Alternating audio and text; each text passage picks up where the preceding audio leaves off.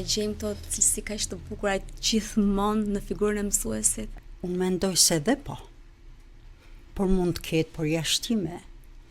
Ndoshta kjo epokë e lëvizjes së shpejt, ku edhe vetë fëmia është paksa i hutuar, ndoshta dhe mësuesi shumë i burokratizuar për të plotësuar më shumë dokumentacion se sa për të marrë në prakticitetin e duhur, pavarësisht se çdo mësues e gjen kohën, sepse mësuesi nuk jeton vetëm me kohë, por dhe me frymë për tek fëmia, për tek klasa, tek nxënësit në përgjithësi.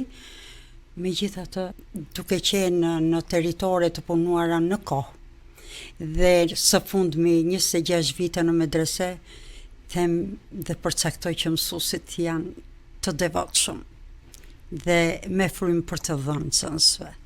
Po klasa, si duket klasa, si është fryma në klasë tek nxënësit kur me të vërtetë është një mësues me këto tipare kaq të mira? Ndryshon me njëherë. Nëse ti futesh në klasë i buzëqeshur, sa do i rënduar t'jesh, ti je një prind tashmë aty, ti ke një mision, ke një vizion dhe ke dhe një amanet.